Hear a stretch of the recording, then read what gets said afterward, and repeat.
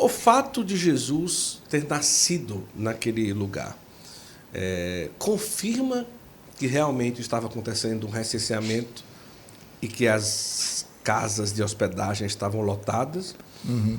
Quando José vai pedindo lugares para dormir, ele pede em casa de hospedagem ou casa de família? Essa é a segunda pergunta, né? Legal. Vai lá. Né? Como é que pode? Estavam todas as pousadas da cidade, a pessoa já imagina, né? Todos os hotéis e pousadas tudo estão cheio, lotados. lotado. Ou ele pede que Legal. é casa de família, né? E o fato de estar lotado era porque estava na época do recenseamento, como as pessoas falam, realmente era isso. E o local em si, tem um evangelho que fala que era uma casa, e tem um evangelho que, tipo assim, era no local de uma casa, né?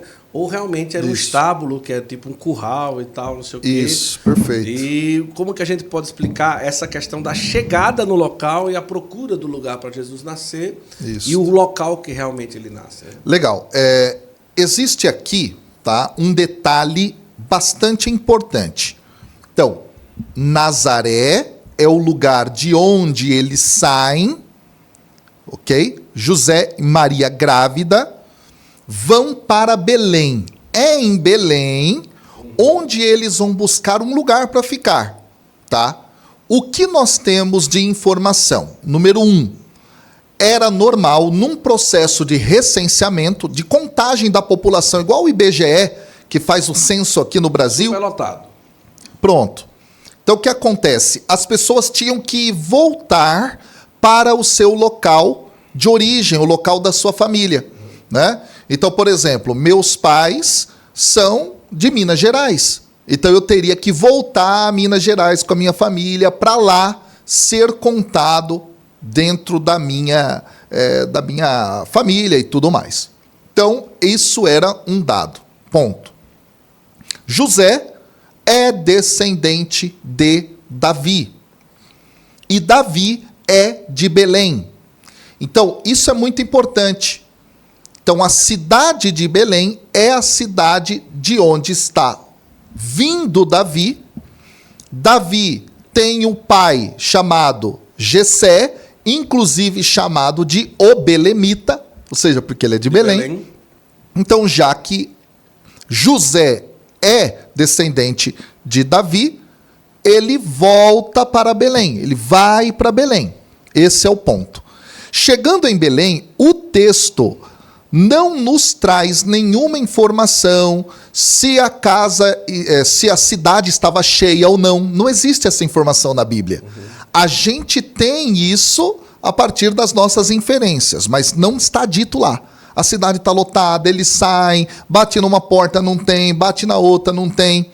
O que nós sabemos é que ele, no capítulo aqui, ó, eu estou pegando aqui no texto, no Lucas capítulo 2, no versículo 6, eles vão atrás de um local, tá, para que Maria pudesse dar à luz, e o nome desse local, dependendo da Bíblia que você pegar, é diferente. Na Bíblia, Ave Maria está, eles vão para uma hospedaria, não encontram lugar nessa hospedaria, e eles são colocados na manjedoura. Mas aí vem um detalhe, tá? Isso eu quero que a gente entenda. A palavra, na língua grega, que está sendo utilizada aqui para traduzir para hospedaria, é a palavra catalima. Essa palavra catalima, ela designa uma casa ou um quarto, um cômodo. Então, dependendo do lugar onde ela aparece, o contexto em que ela aparece, ela pode designar tudo isso. O que acontece? Não tendo lugar dentro desta casa, eles vão ser colocados no local onde ficam os animais. Daí a manjedoura. Esse é um ponto importante aqui. Eu vou explicar esse sentido da manjedoura. Ilumina muito a nossa mente quando a gente entende isso, tá? A respeito de Jesus. Ponto. Vão para o local dos animais. Só que a gente imagina o local dos animais fora da casa. E naquela época, com as informações que nós temos, os animais, eles ficavam no andar de baixo e a família quando tinha esses animais, ficava no quarto superior, no quarto de cima. Então não era o quintal, não era um puxadinho lá para fora, mas era dentro da própria casa. Olha que interessante isso. Então, na parte de baixo, certo? O que ocorre? Jesus, então, nasce, é envolto em faixas, posto numa manjedoura. Isso dentro do Evangelho de Lucas. Ok? Em Mateus é outra informação. Agora, por que é que Lucas coloca Jesus aqui numa manjedoura? Aí nós temos que entender. Lucas é um dos evangelistas que mais trabalha o profeta Isaías. E o profeta Isaías, no capítulo 1, no versículo 3, deixa eu pegar aqui, Isaías é o primeiro livro profético dentro da organização da Bíblia católica, né? Lá no capítulo 1, no versículo 3, tá? É dito assim, ó: o boi conhece o seu dono, e o jumento a manjedoura do seu senhor.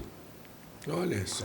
Mas Israel é incapaz de conhecer, meu povo não é capaz de entender. Então, qual é a mensagem que Lucas está dando? Ele é o Senhor, até os animais reconhecem, mas dentro de toda a narrativa lucana, e posteriormente em Atos dos Apóstolos, o povo que era para ter recebido o Senhor, não o recebeu. Então, a ideia da manjedoura é o cumprimento desta teologia, desta profecia de Isaías, na verdade. Olha só. É esse o sentido. Agora, quando ele está ali, que nasce nesse espaço, né? Não se fala se tudo aconteceu sozinho. O que a gente entende, né? Do ponto de vista de um raso entendimento, de uma rasa percepção, a gente olha o seguinte, olha, vai lá para o estábulo e esse menino nasce lá. E fica José e Maria e José fazendo parte de Nossa Senhora. Uhum. A nossa cabeça é isso, tipo, eles foram rejeitados, fica lá embaixo e tal.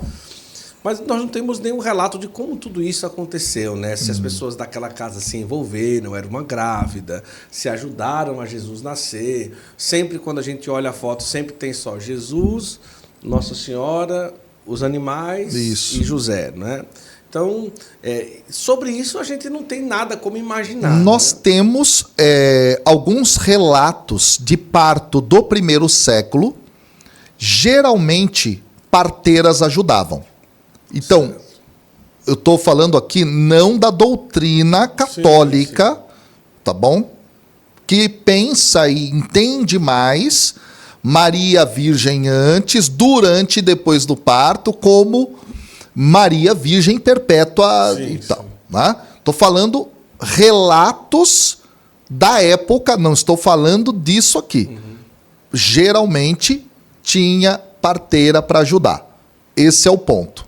Tá? Esse é o ponto. Nós aqui não temos a informação exata de como foi o nascimento. Isso não aparece no texto bíblico. Ponto. Isso talvez porque não seja tão importante como teologia para esse momento. Isso é que é importante a gente entender. Geralmente, essas lacunas de informação se dão pelo fato de que não há, por parte do autor, a intenção teológica de explicitar qualquer coisa a partir disso. Então, não aparece. Fato é, naquela época, quando se nascia alguma criança, parteiras ajudavam. Tá? A gente tem a figura de parteiras aparecendo já dentro do Antigo Testamento, Séfora, Fua, no nascimento, por exemplo, de Moisés, lá do Antigo Testamento. Então, parteiras realmente eram muito presentes dentre o povo para a ajuda. Isso era muito comum.